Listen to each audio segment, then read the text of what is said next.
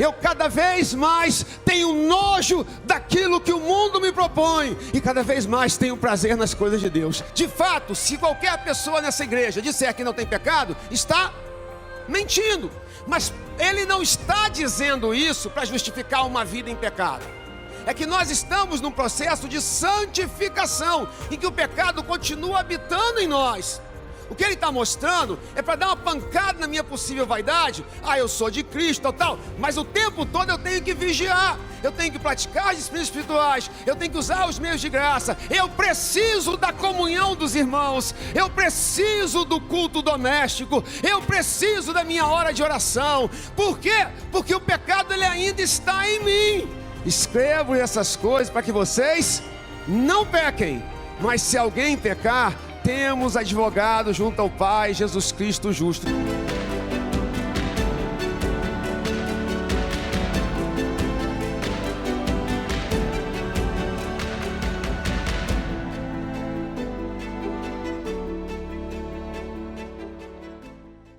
Paz do Senhor a todos.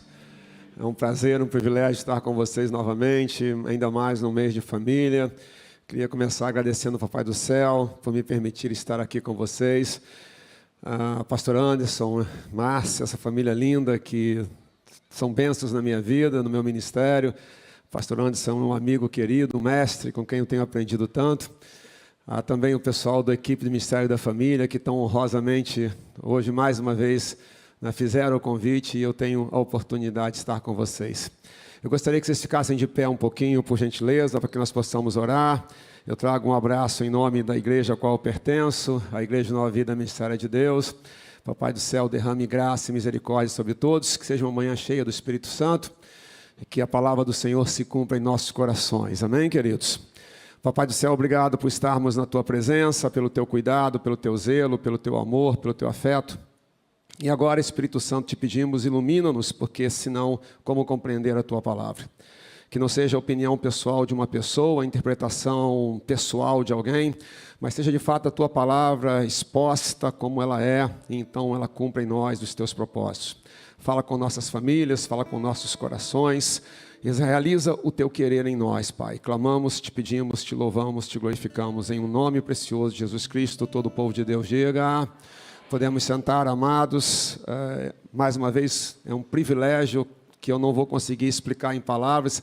Vou ficar aqui numa redundância que não vai ter fim. Então, aceitem o meu sincero agradecimento. Uma vez mais, minha manifestação de carinho, pastor Anderson, Márcio, toda a família.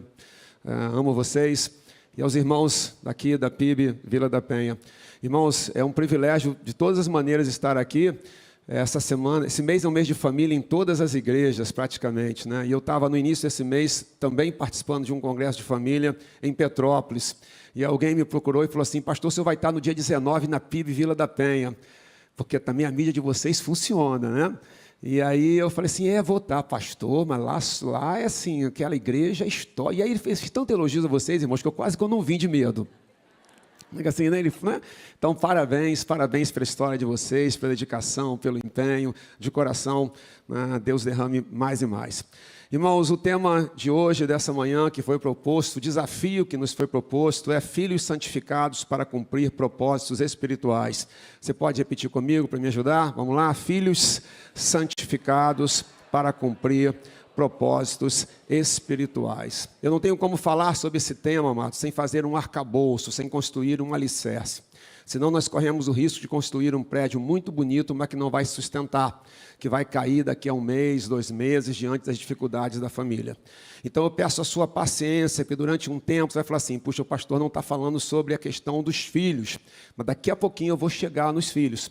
Antes de chegar nos filhos santificados para cumprir propósitos espirituais, eu preciso explicar o que é santificação, o que é a doutrina da santificação, o que isso significa, né?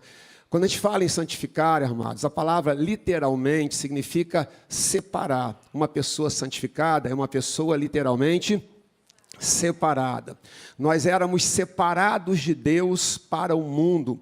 Quando ocorre o processo de santificação, quando ele começa, nós somos separados do mundo para Deus.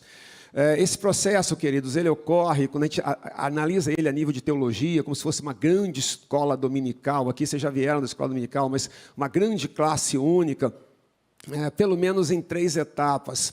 Uma etapa inicial, uma etapa de desenvolvimento e uma etapa final. A etapa inicial, amados, a gente chama de posicional. A santificação, no seu primeiro momento, a gente chama teologicamente de posicional. Por que posicional?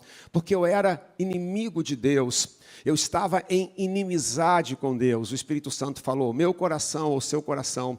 Nós reconhecemos Jesus Cristo como nosso Salvador e mudou a nossa posição. Passamos a ser filhos de Deus. Povo, 1 Pedro 2,9, povo de propriedade exclusiva de Deus, nação santa, raça eleita. Então, quando eu aceito a Jesus Cristo, quando eu me torno nova criatura, no momento do novo nascimento, aquele momento ali, começa esse processo, é o momento da minha nova posição em Cristo, por isso que a gente chama de a santificação posicional, mas não acabou. Ali, então, inicia-se um processo, é a segunda etapa dessa questão da santificação, a segunda etapa dela a gente chama de processual. Por que processual? Óbvio, porque ela é me ajude, igreja, porque ela é um processo em que a cada dia, esse é o objetivo, eu vou praticando as disciplinas espirituais, eu vou usando os meios de graça que o Senhor nos concedeu, que a palavra de Deus nos concedeu, a oração, a leitura da palavra, a frequência no culto, a comunhão com os santos, e a gente vai se aproximando de Deus, Paulo usa uma figura lindíssima, que é a figura, você pode ver isso, por exemplo, em Efésios capítulo 4, quando ele usa a figura do despojar-se e do revestir-se. Despojar-se e revestir-se. Ele está falando o seguinte, é como alguém que chega em casa, você passou o dia inteiro trabalhando, você está com o corpo suado, e você tira aquela roupa suja, você toma um banho e você coloca uma roupa nova. Então esse processo é isso, a gente vai tirando uma roupa velha, que a gente fala assim, isso não serve mais para mim, essa roupa não serve mais para mim, e nós vamos nos vestindo, nos revestindo de uma roupa nova, por isso que ele fala, quem pratica mentira, não fale mais a mentira, fale a verdade, então você tira a roupa da mentira, coloca a roupa da verdade, aquele que rouba, não roube mais, né? Aquele que falava palavras torpes, agora fale palavras que edificam. Então, aquele que tinha palavras de baixo calão, tira essas palavras e coloque agora, se vista agora de palavras que edificam. É esse processo da santificação. Esse processo ele é contínuo, queridos, ele nunca vai terminar. Ele só vai acabar quando Cristo nos ressuscitar. Então teremos um corpo glorificado. Nesse corpo glorificado, estaremos na terceira e última etapa desse processo de santificação, que é a etapa definitiva, a etapa permanente. Quando então o pecado já não habitará em nós. Merece um glória a Deus, não merece, amados? Vamos dizer juntos? Não é? Eu anseio pelo dia, queridos, em que o Níger estará livre do Níger. Né? O Níger estará livre das suas cobiças, das suas misérias, né? Dos maus pensamentos, dos maus desejos. Não entender essas 3 etapas, amados, já gerou muitos problemas na igreja evangélica. Tem um profundo respeito por John Wesley, né? Como não ter, né? Um homem de Deus indiscutível. Mas Wesley acreditava que era possível nessa vida alcançar um grau de perfeição, que ele chamava de amor perfeito, em que nós não pecaríamos mais. Bom, não dá para concordar nesse ponto com Wesley. É evidente que nessa vida, amados, enquanto estivermos aqui, nós estaremos nesse processo de santificação, né? Que estejamos cada vez mais nos aproximando de Deus, mas o pecado ainda habita em nós. Você pegar Romanos 6, Paulo explica muito bem isso, né? Quando não éramos nova criatura, quando não estávamos em Cristo, nós éramos escravos do pecado. O pecado dizia, vem, eu ia. Ele dizia, vai embora, eu ia. Eu fazia o que ele mandava. Quando eu aceitei Jesus Cristo, quando você reconheceu Jesus Cristo como seu Salvador, se tornou nova criatura, aí passamos a ter um novo Senhor. O escravo não é mais, o pecado não é mais o nosso Senhor. Jesus Cristo é o nosso novo Senhor. Eu não preciso mais obedecer ao pecado, mas o pecado ainda habita em mim. Somente quando Cristo voltar e me der o corpo glorificado, aí eu não terei mais a presença do pecado em mim. No corpo glorificado não existirá mais a presença do pecado. Se eu expliquei, queridos, as três etapas da santificação, Preciso caminhar um pouquinho agora, porque santificação é o oposto da questão do pecado. Servimos a um Deus que é santo. Cantamos nessa manhã várias vezes, Ele é santo, santo, santo. Pastor Anderson falou que não tem como qualificar isso, né? Ele é santo, Ele é santo, Ele é santo. O apóstolo João, amados, quando ele vem falar sobre essa questão de santidade, e é o texto que a gente vai trabalhar daqui a pouquinho, a primeira carta de João. Aliás, todos nós deveríamos ler com bastante carinho a primeira carta de João. Permita-me um parênteses, Paul Walsh diz que o seu filho um dia o procurou, tinha aproximadamente 13 anos de idade, e falou assim: pai, eu sei que Jesus Cristo é o meu Senhor e eu quero me batizar. E ele virou para o filho e falou assim: você quer se batizar, meu filho? Mas qual o motivo pelo qual você entende que está na hora de se batizar? E ele falou: não, porque eu creio que Jesus Cristo morreu por mim e tal, tal. E ele recomendou que o filho fosse conversar com os pastores da igreja e lesse a primeira de João. E o filho ficou lendo um ano inteiro a primeira de João. Até que, ao final de um ano e pouco, chamou o pai de novo e falou assim: pai, agora eu sei que é hora de eu me batizar, porque agora eu sou nova criatura. Eu achava que eu era nova criatura, mas eu não era nova criatura. Irmãos, o pecado ele é tão destruidor, ele é tão avassalador, que ele vem corrompendo tudo em nós. Não pense que o pecado corrompe parte de nós, ele corrompe tudo em nós. Ele corrompe, inclusive, a nossa cosmovisão, a visão que nós temos do mundo, né? Cosmo, mundo, visão. O pecado ele vem destruindo, ele é tão deletério, que ele vem mudando a minha maneira de ver a vida. Ao invés de eu ter uma visão bíblica, eu passo a ter uma visão que ele me impõe. As famílias são destruídas por causa disso, porque temos uma visão que o mundo impõe. Agora, deve ter uma semana, não mais do que isso, uma pessoa da nossa igreja sede, ela me mandou uma mensagem, porque a escola manda os livros para as crianças, para os pais lerem para as crianças. O filho dela tem 4 anos de idade. Quando eu falei, amados, qual a idade dele? Você vai entender por que a ênfase.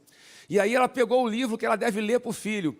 E o livro, entre outras coisas, amados, estava ensinando as posições sexuais, as posições que deveria ser usada no ato sexual.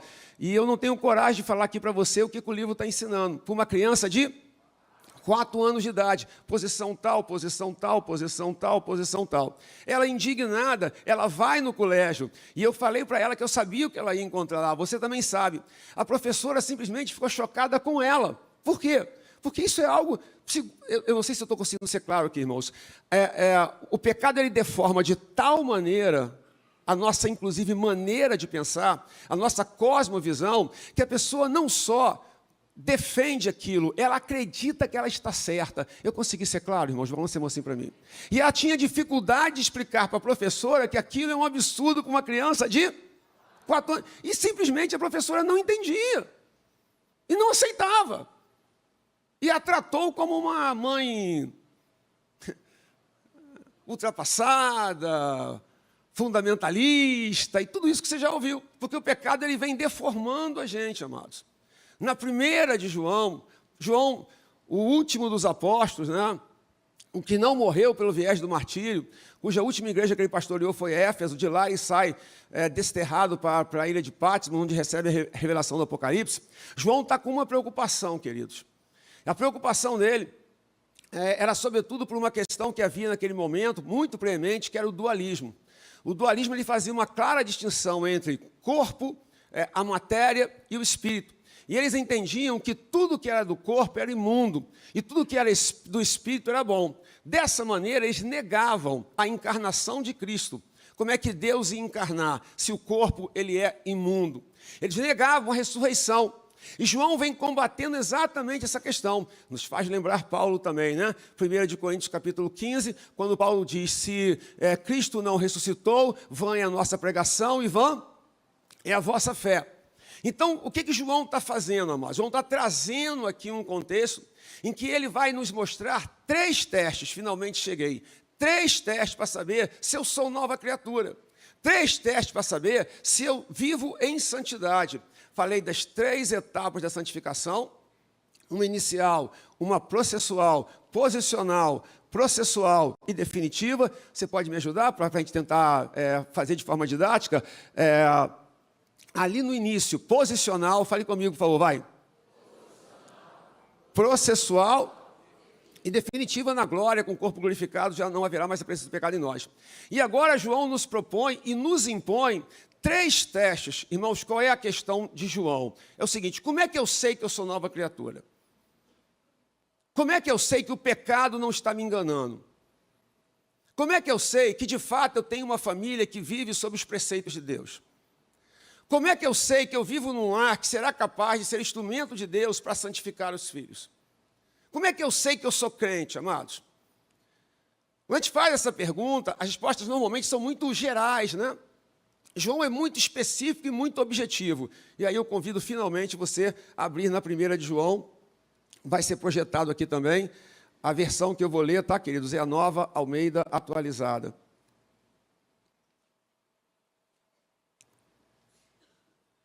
E esse trechinho inicial, eu vou convidar você a ficar de pé mais uma vez, por favor, pedindo desculpas por eu mudar a sua posição. Eu vou tentar expor, queridos, o tempo sempre luta contra a gente, né?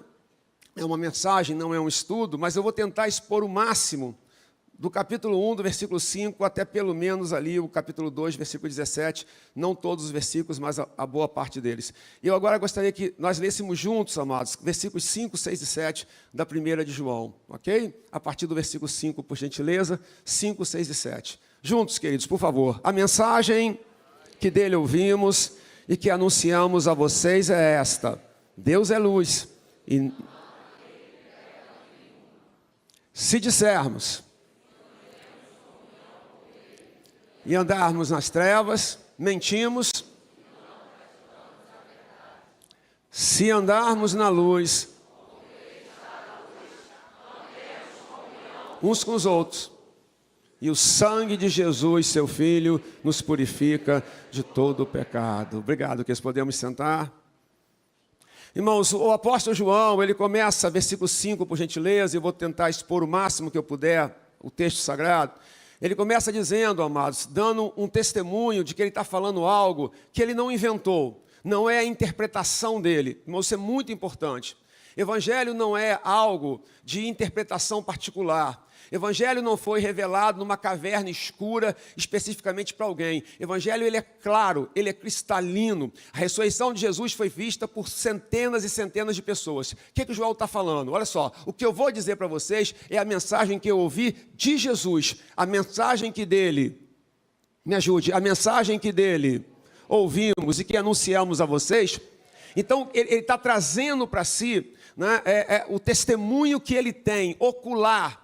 O que ele está tentando trazer é o seguinte: não estou inventando algo, eu estou dizendo para vocês o que eu ouvi do Mestre. Então, o que eu estou trazendo para vocês é a palavra do Senhor, é a palavra de Deus. Aliás, todo pregador deveria fazer isso, né? Trazer aquilo que a palavra de Deus diz e não uma interpretação pessoal. E ele continua, amados, a mensagem que anunciamos a vocês é esta. Qual é a mensagem? Vai. Deus é luz. Você entendeu isso aqui? João usa muito a figura da luz. João usou a figura do sal. Enfim, mas ele usa muito a figura da luz. Ele usa muito essa questão. O que ele está dizendo é que Deus é santo. E nele não há nenhum tipo de mácula. Nele não há nenhum tipo de rusga, de imperfeição, de mancha. Ele é luz. Ele é santo. E não há nele treva alguma. Servimos a um Deus santo. Servimos a um Deus que odeia o pecado. Servimos a um Deus que não pode conviver com o pecado. Servimos a um Deus que rejeita o pecado. Ora, estamos perdidos. Estamos perdidos, amados. O que será de nós diante de um Deus que é absolutamente santo? Não brincamos, irmãos, estamos diante do Deus Todo-Poderoso. Não estamos diante de uma divindade, pseudo-divindade, de um ídolo, irmãos. Estamos diante do Deus único e verdadeiro, do Deus que é luz, e nele não há treva alguma. Ele vai continuar, queridos. Por favor. Versículo 6, ele então vai explicando a argumentação dele. Se dissermos, você pode ler comigo? Vamos ler, ajuda a decorar, né? Ajuda na didática, vai. Se dissermos.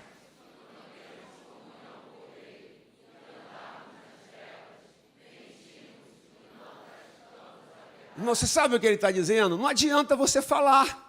A sua vida vai dizer.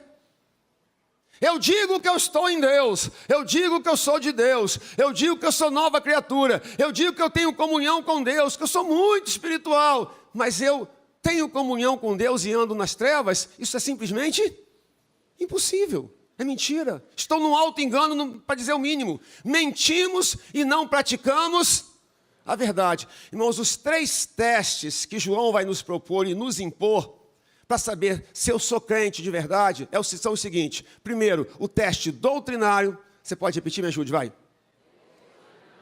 O teste doutrinário, queridos, é todo espírito que confessa que Jesus Cristo veio em carne, morreu, ressuscitou, esse é do Senhor. Se alguém não reconhece Jesus Cristo como Deus perfeito, 100% Deus, 100% homem, que passou por tudo que nós passamos, não pecou, e porque ele não pecou, a sua morte foi expiatória, a sua morte foi substitutiva. Por causa do sangue de Jesus, nós somos aceitos diante de Deus. Um Deus santo não pode ter contato com pessoas impuras como nós. Como é que isso se resolve? Como é que resolvemos 2 dos atributos de Deus que aparentemente são inconciliáveis? Deus é santo e Deus é justo. Me ajude, querido. Deus é santo.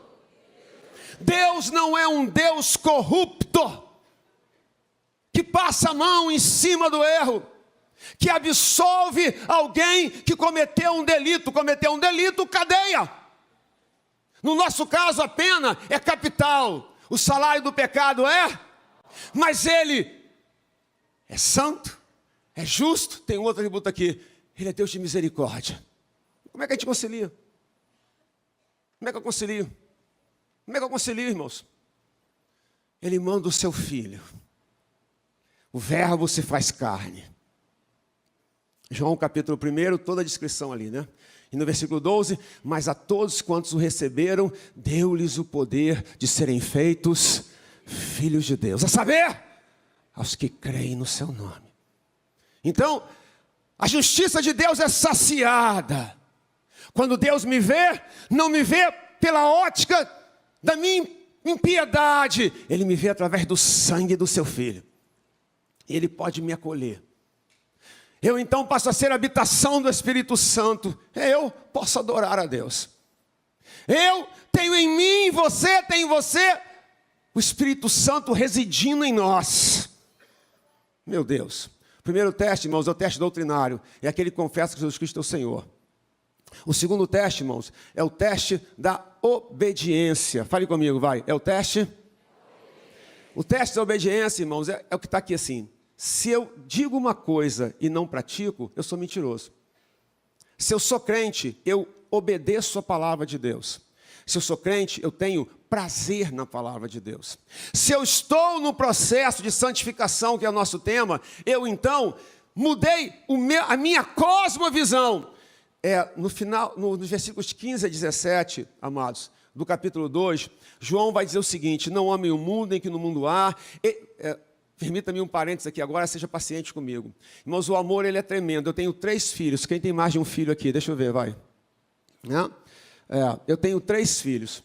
Eu não preciso amar menos o mais velho para amar mais o mais novo. Você compreende isso? Eu posso amar cada vez mais o mais velho, a minha menina que é do meio e o meu menino mais novo. Eu não preciso tirar de um para amar mais o outro. Você conseguiu entender? Conseguiu entender? Balance a mão se você conseguiu entender. Mas há determinados amores que são exclusivos, você sabia? Você não pode amar Deus e o mundo. Quem ama o mundo e o que no mundo há não pode amar a Deus. No processo da conversão, você lembra lá? No início da santificação, a mudança de posição, há uma mudança de caráter. Eu cada vez mais tenho nojo daquilo que o mundo me propõe. E cada vez mais tenho prazer nas coisas de Deus. Aqui eu sei que Deus está me levando num processo de santificação. Aquilo já não me atrai como me atraía antes. Eu estou diante de 3 testes agora, irmãos. O teste doutrinário.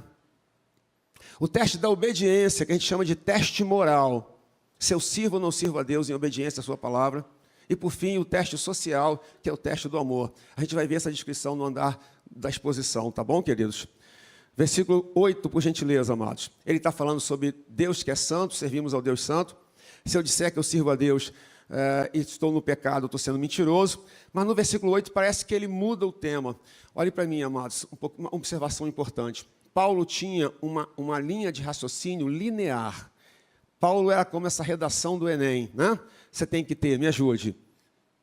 Como é que é a redação do Enem, pessoal? Vamos lá, vai. Não é só a redação do Enem, qualquer redação, mas a do Enem, inclusive. Vai. Tem que ter o quê? Vai. Introdução, desenvolvimento, e a conclusão, ela tem que falar do quê? Por isso que é a conclusão, daquilo que você já falou. E na introdução, você tem que falar o quê? Daquilo que você vai falar. Senão, né? João não. João tem um argumento circular. Me ajude, João tem um argumento? Ele vai falando de uma coisa, aí daqui a pouco parece que ele está falando de outra, daqui a pouco parece que ele está falando de outra. Por que circular? Porque ele vem, circula, sai, circula, só que ele volta de novo. Então, quando ele está falando de luz, ele está falando dessa questão do teste moral. E a gente vai entender isso. Agora parece que ele mudou. Veja, versículo 8, por gentileza, aqui. Sua voz comigo, por favor, vai. Se dissermos...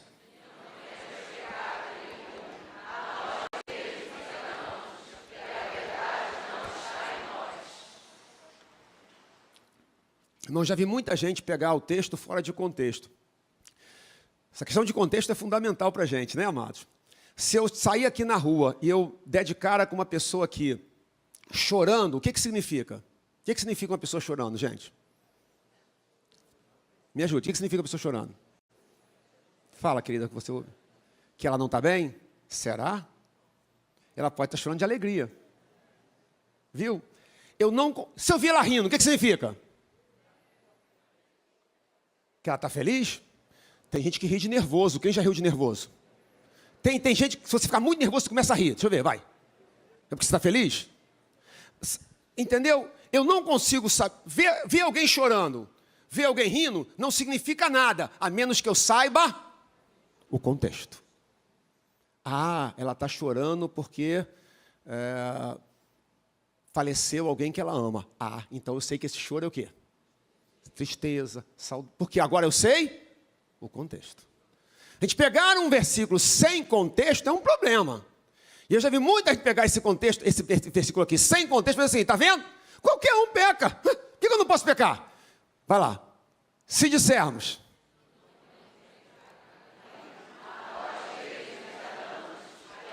Ou seja, todo mundo peca.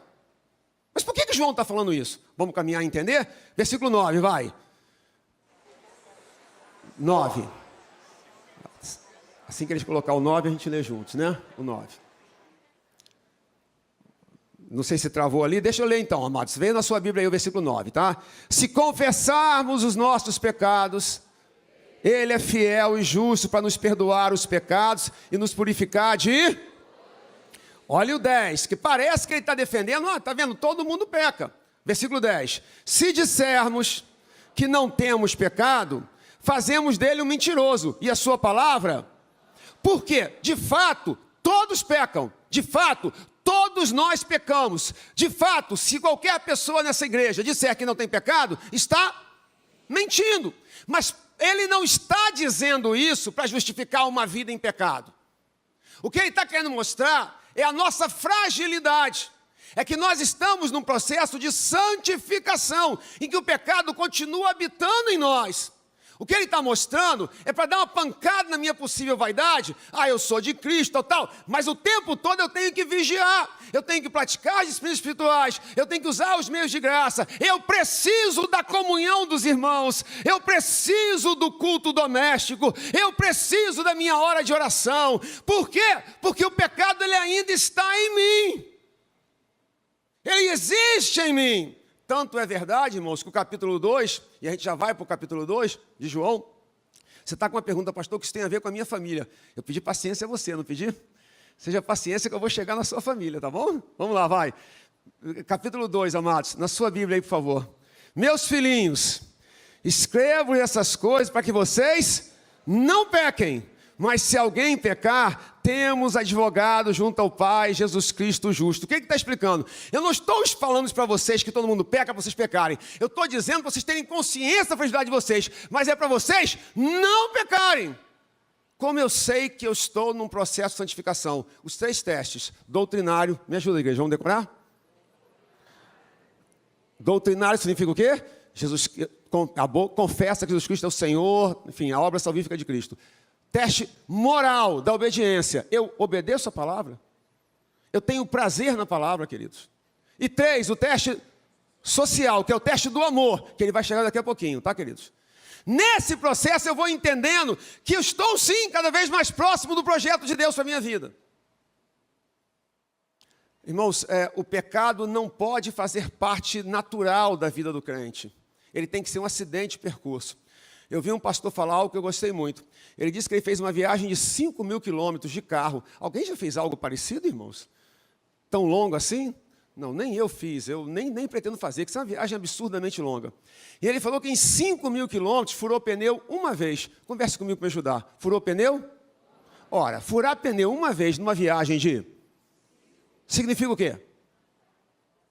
Um acidente de percurso. Mas se furasse pneu todo dia, não tem algo errado com essa viagem? Queridos, uma coisa é eventualmente caímos no erro. A outra coisa é peca. Vem no mês da família, volta, xinga a esposa, trata a esposa com grosseria. O texto sagrado, Efésios, capítulo 5, a partir do versículo 18, quando Paulo entra nos relacionamentos familiares, ele vem dizendo, dando 2 ordens, não vos embriagueis no vinho, no qual há devassidão, mas enchei-vos do Espírito. Encher-nos do Espírito é ordem, é imperativo. E ele vem falando sobre relacionamento de maridos e mulheres. Mulheres sejam submissas aos vossos maridos. São 3 versículos para falar disso. E depois 9 para falar. Maridos, ameis as vossas esposas como Cristo amou a igreja. Como é que Cristo amou a igreja? Como é que Cristo amou a igreja? Irmãos, essa mulher que está aqui, a minha esposa, é a única pessoa... Eu tenho que amar vocês, eu tenho que amar o pastor Anderson, a Márcia, eu tenho que amar... E Deus seja louvado por isso. Mas ela é a única pessoa no mundo que Deus exige que eu ame.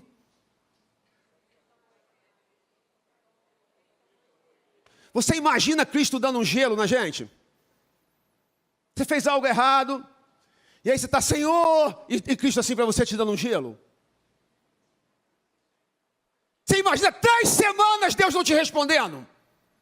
Se Cristo virar o rosto para mim, 1 segundo acabou a minha vida. Há maridos que ficam 1 mês sem falar com a mulher.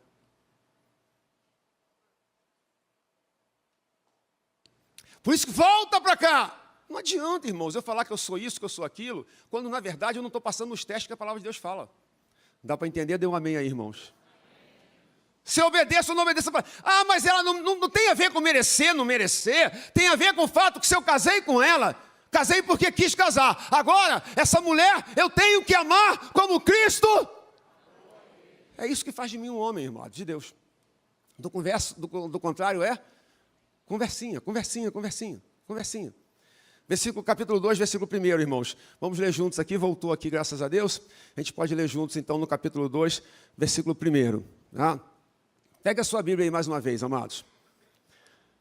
Vamos lá. Vai lendo aí, vai aparecer daqui a pouquinho. Meus filhinhos, escrevo-vos essas coisas para que vocês não pequem. Mas se alguém pecar... Temos, o advogado aqui é o paracleto, né? Aquele que fica do lado, a mesma expressão usada para o Espírito Santo. Junto ao Pai, Jesus Cristo justo. Versículo 2. Ele é a propiciação pelos nossos pecados, e não somente pelos nossos próprios, mas também pelos do mundo inteiro. Por causa dele, o santo nos aceita, o santo nos recebe. E aí, versículo 3, escrito, nisto sabemos que o temos conhecido, se guardamos os seus mandamentos. Eu vou falar, você vai repetir, vai. Nisto sabemos que o temos conhecido, se guardamos.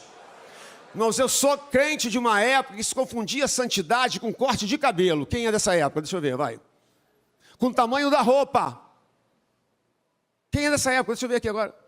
Eu sou crente de uma época que se você botasse um short para ir jogar bola, diziam que você estava no poço do inferno.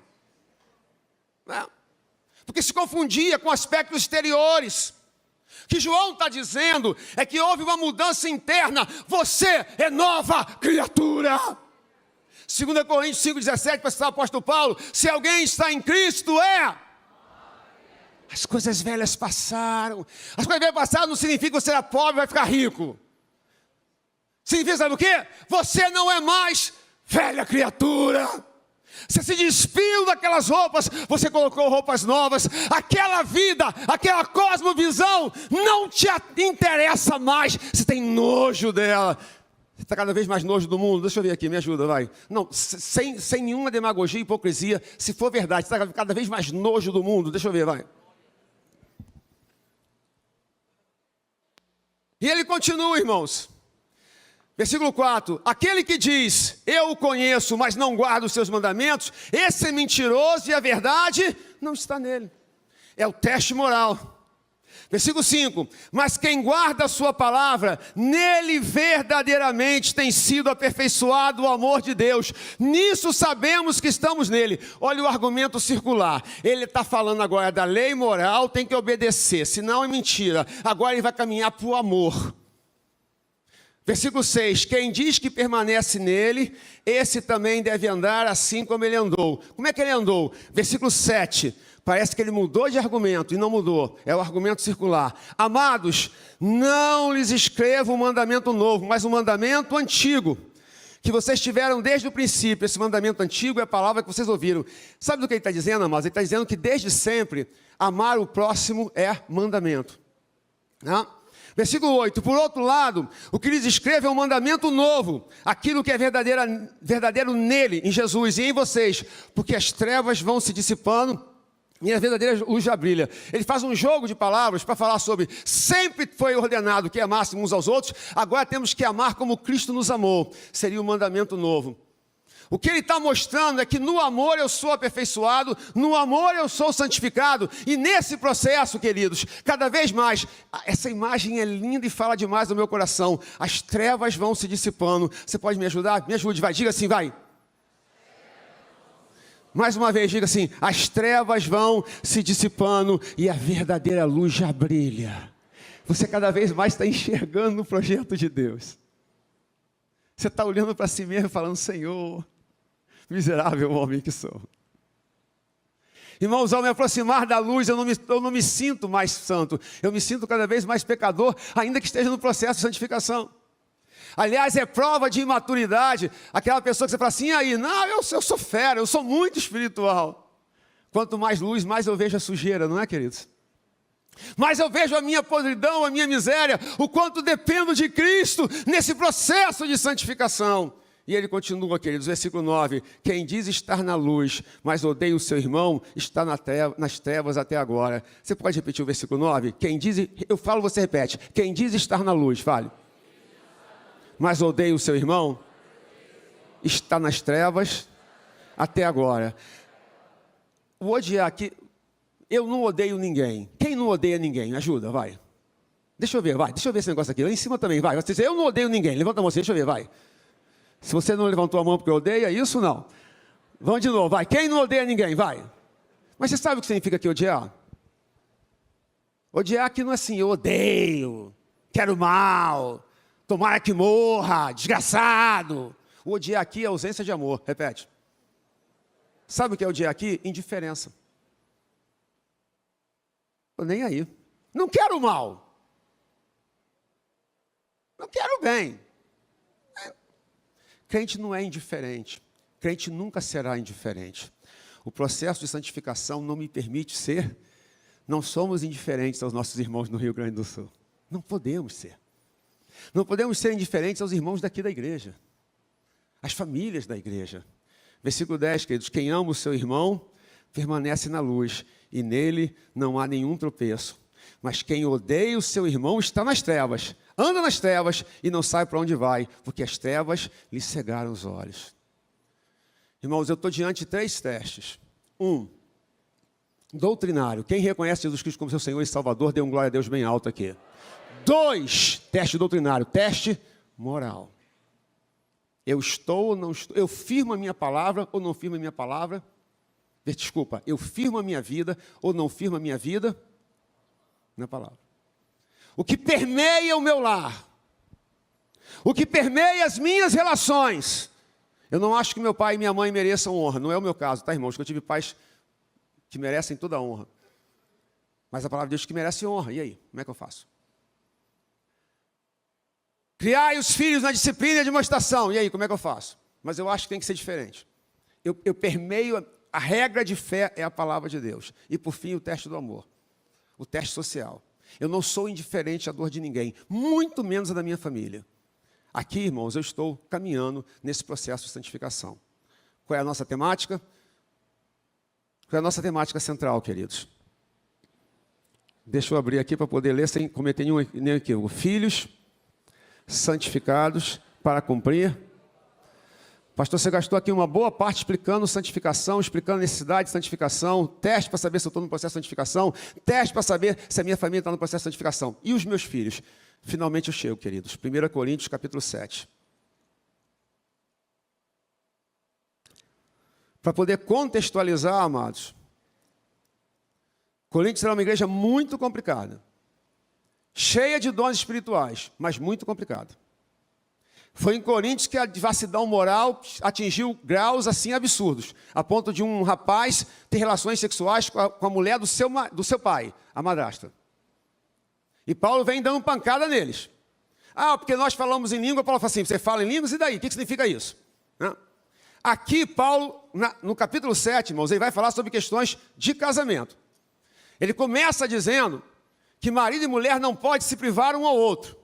Eu vou ler um pouquinho com vocês para chegar no meu tópico central, que são os filhos. Versículo 1, do capítulo 7 da 1 de Coríntios. Quanto que vocês me escreveram, é bom que o homem não toque mulher, digo isso por causa da imoralidade, e cada homem tem a sua esposa e cada mulher tem o seu próprio marido.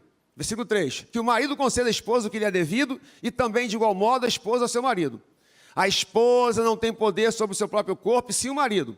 E também de igual modo o marido não tem poder sobre o seu próprio corpo, e sim a esposa. Versículo 5, não se prive um ao outro, a não ser talvez por mútuo consentimento, por algum tempo, para se dedicar à oração. Depois retomem a vida conjugal, para que Satanás não tente vocês por não terem domínio próprio. Paulo está falando de marido e mulher, mesmo. Paulo está falando de sexo antes do casamento é pecado.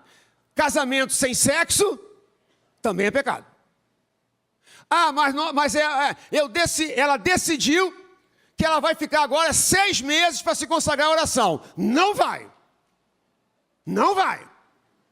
Não vai. Primeiro porque não tem a minha permissão. Então já não tem acordo. Mas vamos imaginar que nós chegamos num acordo. Está acompanhando, pessoal? Chegamos num acordo. Ainda assim tem que ser por pouco tempo. Por quê? Por quê? Porque o pecado está aqui. Não dá mole para o pecado, não. Porque o pecado está aqui. Compreendemos? Dá um amém aí, irmãos. Aí ele vai falar, ele está falando de marido e mulher que são crentes. Ele vai entrar no tema marido crente, mulher não crente. Preciso da sua ajuda. Ou o inverso, vai. Mulher crente, o que faz?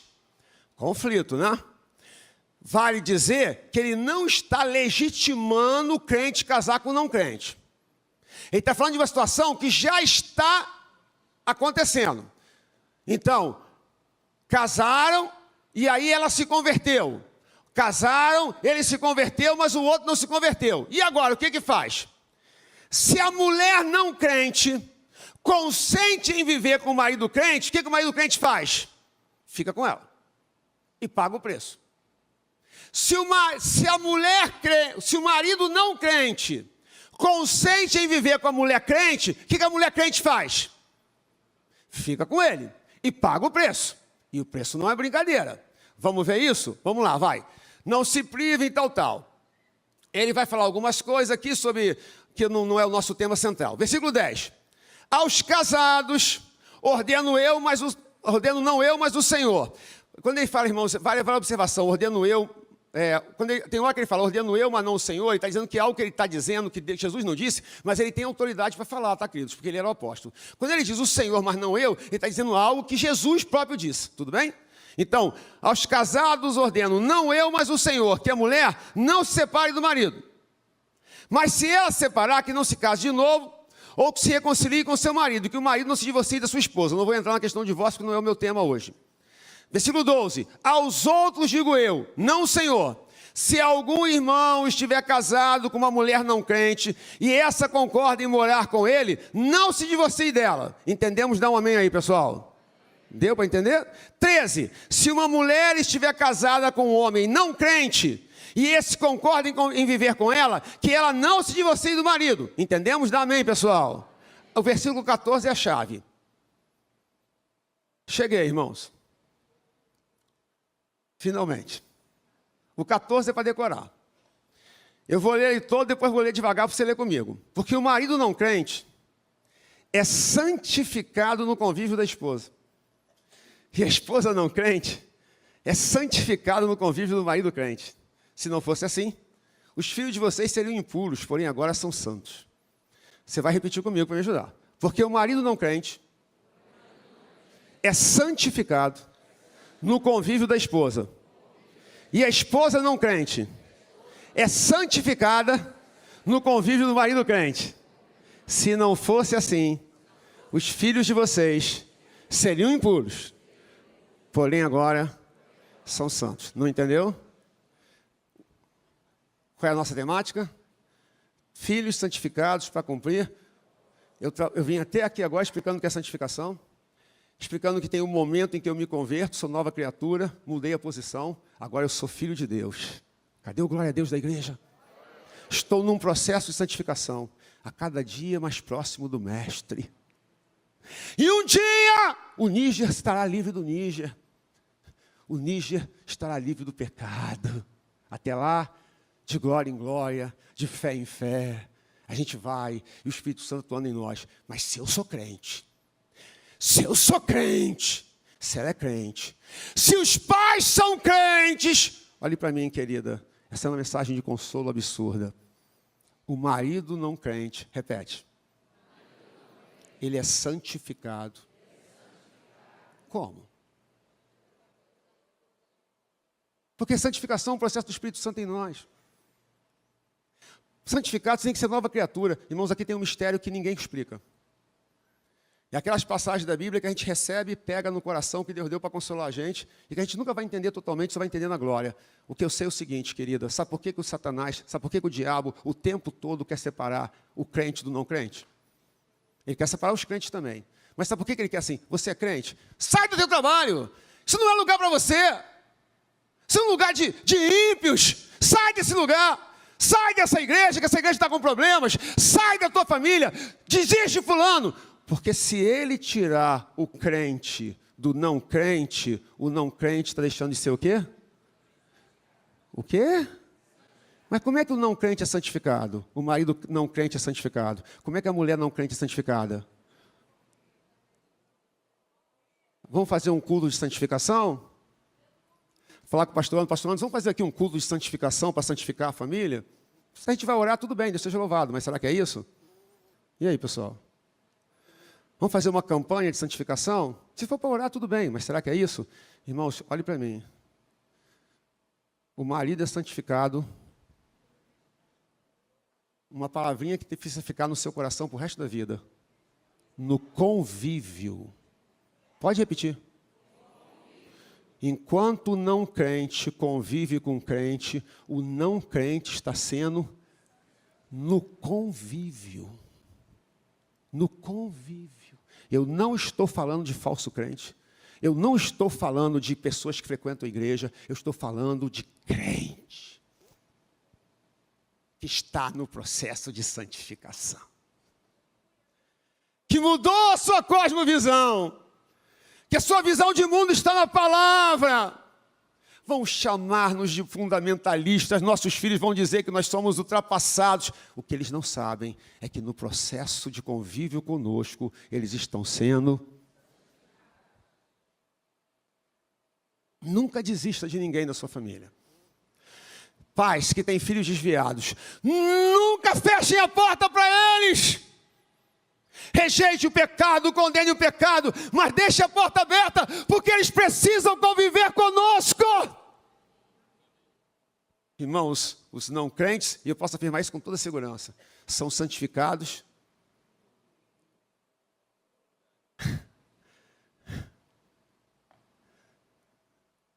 Pastor Anderson, Márcia, queridos, eu me converti aos 17 anos de idade. Eu tive uma avó, duas vós. Mas vou falar da minha vovó materna. Aquela mulher orava. Os netos não queriam nada com Deus.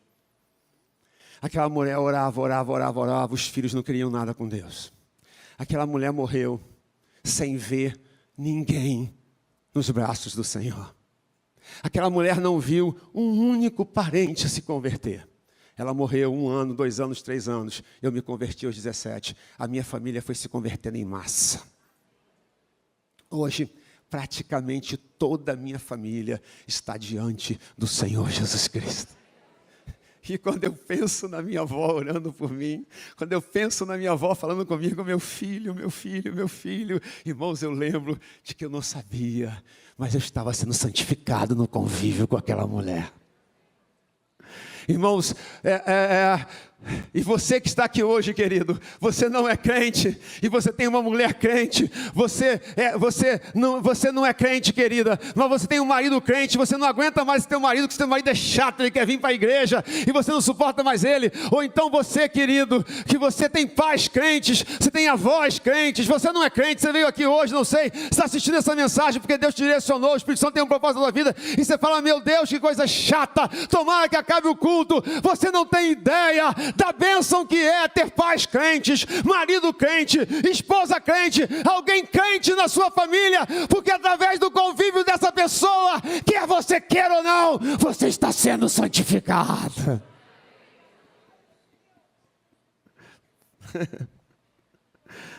Oh Deus, filhos santificados para cumprir propósitos espirituais. Como a palavra de Deus é simples e objetiva, não é, irmão? Eu sou encantado com a palavra de Deus. Eu podia dar várias fórmulas para vocês aqui, construir um prédio inteiro que desmoronaria na primeira tempestade. Deixa eu te dar a palavra de Deus. Pastor, o que eu faço com os meus filhos? Seja crente! Seja crente! Seja fiel à palavra de Deus. Quando seu filho quiser trazer a namorada para casa, para dormir no quarto, não deixe! Mas todo mundo deixa. Se eu não deixar, ele vai ter sexo na rua. Querido, então que ele tenha, porque não vai trazer para dentro de casa. Pastor, ele vai... Querido, querida, você é crente, olha o teste moral. Vocês lembram dos testes? Quem lembra dos testes? Balança você para mim. Vamos voltar? As 3 etapas e os 3 testes. Quais são as 3 etapas? Posicional, fala. Entendeu, né? Processual. É na qual estamos, né? E na qual chegaremos, vai. Definitiva. Quem vai chegar na definitiva? Dê um glória a Deus bem alto aí. Isso, eu e você, em nome de Jesus, né? Quais são os 3 testes? Quais são os 3 testes? Doutrinário. Quem crê que o Senhor Jesus veio em carne, morreu, ressuscitou e vai em breve voltará para buscar a sua igreja, diga aleluia. Teste moral. Fica firme. Olhe para mim. Fica firme. Obedeça a palavra, fica na palavra, mantenha-se na palavra, tenha uma cosmovisão bíblica da vida. Teste moral, teste social, ame. Ame, querido, ame com seu coração. Entenda que não é possível amar a Deus que não vê, que não vê, sem amar o irmão que vejo. Não seja tomado pela mágoa, pelo ressentimento, ame. E aí... você está no processo de santificação, você é crente. Você tem defeitos, você tem falhas, mas você é crente. Pastor, e os meus filhos? Deixa eu ver quem tem filhos. Deixa eu ver, balança a mão, levanta a mão para mim, diz assim, pergunte, ajude assim, e os meus filhos? Fale. Fale bem alto, igreja, ajude, vai. Estão sendo santificados no convívio com pais. Eles podem reclamar. Pode aplaudir Jesus se você quiser, pode.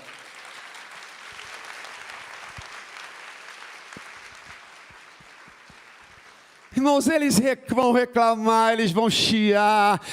Quando ela pode, aqui não pode. Todo mundo faz, aqui não faz. E deixa eles falarem o que eles quiserem. Agora, seja crente. Com a permissão do pastor Anderson, eu gastei aqui não sei quantos minutos falando sobre o que é. Porque você deu para entender que se você não for crente, nada disso que está valendo? Não assim para mim quem entendeu. Mas se eu for crente, se essa mulher for crente, e a minha turma? A minha turma está sendo... É por isso que nossos filhos, irmãos, já nascem sendo santificados. Porque eles já estão num lar cristão. Versículo 14, para você decorar para o resto da sua vida. 1 Coríntios capítulo 7, versículo 14. Porque o marido, lindo, está aqui. Vamos juntos? Vai ficar lindo agora, vai. Porque...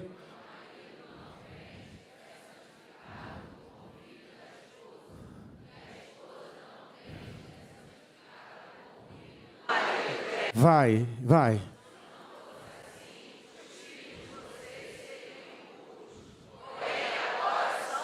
Como é que eles são santos? Porque eles estão sendo santificados pelo convívio. A chave da palavra é, duas palavras que eu não posso esquecer. Diga santificados, fala. Convívio. Volta um pouquinho. Parte A do versículo 14. Porque o marido não crente é o que? Santificado. No que? Me ajuda. E a esposa não crente é santificada? Tem gente que no convívio se perde, né? Tu convive com certas pessoas e você fica enlouquecido. Aos crentes, que tem pessoas que... E aí eu vou estender o raciocínio, porque posso. Para todos os seus familiares. Quem tem familiares não crentes? Aquieta o coração. Confie em Deus. Seja crente e conviva com eles. Porque eles serão santificados. Ajuda a igreja. Eles serão santificados. Feche os seus olhos, por gentileza. E aí, queridos, não preciso dizer, né? Eles vão cumprir todos os propósitos espirituais que Deus tem para eles. Irmãos, desculpa, olhe para mim um minutinho. Uma vez eu ouvi uma frase de um pastor, a quem eu quero muito bem, que nunca saiu do meu coração. Ele falou assim, se nós gastássemos... Você pode... Repita a frase, me ajuda, vai. 10% do tempo que gastamos cuidando da vida espiritual dos nossos filhos, que nós gastamos cuidando da vida profissional, nossos filhos seriam crentes. Sabe o que ele quer dizer? Rapaz, você sabe quantas vezes eu acordei de madrugada, fui dormir tarde para poder ver colégio, para poder pegar disso. Até, minha filha está fazendo residência, irmãos, em pediatria na FRJ. Aí lá vou eu buscar a hora da noite. Quando eu não posso buscar como hoje, tem que alguém buscar. Quem já perdeu noite e sonos cuidando do futuro dos filhos aqui? Deixa eu ver, vai. Todos nós, né? Ah, se nós gastássemos, fala. Cuidando da vida espiritual. Tudo seria diferente. Então o que a gente faz, irmãos? Seja crente. Irmãos, olhe para mim. Amando você, de um pai de 3 filhos. Sou louco pelos meus filhos. O que melhor posso fazer por eles? Por aqueles... Minhas crianças, que de criança não tem mais nada, tá, gente? O mais velho tem 30, a menina tem 25, o garoto tem 24. O que eu posso fazer? Sou louco por eles, irmãos. Sou pai coruja. Acho eles lindos.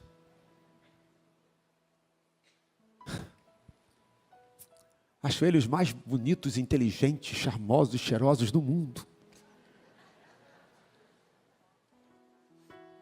O que eu posso fazer por eles? Ser crente. Me ajuda, querido, vai. E conviver com eles. E aí, não tenho tempo para falar sobre conviver. Que aqui agora vai entrar outra mensagem. Aí vai virar vigília. Vou segurar vocês até a hora do culto da noite, não posso. Que agora tem que conviver. Porque também se não convive... Deu para entender, irmãos? Que também tem pai que não convive com o filho. Mas aí não dá tempo de falar. Então, vou ficar com 2 mensagens para você para responder a pergunta. Filhos santificados para cumprir propósitos espirituais. Como é que a gente faz? Seja! E conviva com eles. Porque eles são santificados. Feche seus olhos. Quer santificar? Quer ver o próximo? Claro, quem santifica é o Espírito Santo. Quer ser instrumento de santificação para os seus filhos, para o seu marido, para a sua esposa, para pessoas que você ama? Fique de pé, fique de pé, fique de pé, fique de pé, fique de pé, fique de pé. Primeira coisa, seja crente. Segunda, conviva. E deixe Deus fazer a obra. Levante suas mãos, ou levante sua mão, bote a mão no seu coração, não sei, querido, ore ao Senhor, entregue sua família nos braços do Senhor. Fale com Deus, olha, vai, diga, Senhor, Senhor, será que eu não sou nova criatura? Será que o problema lá em casa, Senhor, é como é que eles vão ser santificados no convívio com o crente, se eu não sou crente? Que eu seja crente, Senhor. Que cada vez mais nesse processo de santificação, nessa etapa processual, eu esteja, Senhor, cada vez mais próximo de Ti, mais próximo de Ti, mais próximo de Ti, mais próximo de Ti. E então, Senhor, que ao conviverem comigo, meus filhos, minha esposa, parentes queridos, irmãos em Cristo, eles sejam santificados. Que pastor Anderson, que Márcia, que essa família linda, Senhor, de alguma forma seja santificada por conviver comigo, que eles não sejam amaldiçoados por conviver comigo, Senhor, mas que sejam santificados. Ah, Deus, levanta nessa igreja linda homens e mulheres crentes em Jesus Cristo, lavados e remidos pelo sangue do Cordeiro, que obedecem e professam a Tua palavra, Senhor. E que Vila da Penha, o Rio de Janeiro e o Brasil seja santificada pelo convívio com a PIB Vila da Penha. Que aonde chegar um membro da PIB Vila da Penha, ali haja um processo de santificação pelo convívio. Dê um abraço em alguém, queridos. Abençoe essa pessoa. Grande é o Senhor. Eu vou cantar uma vez com vocês aqui. Vocês podem me ajudar?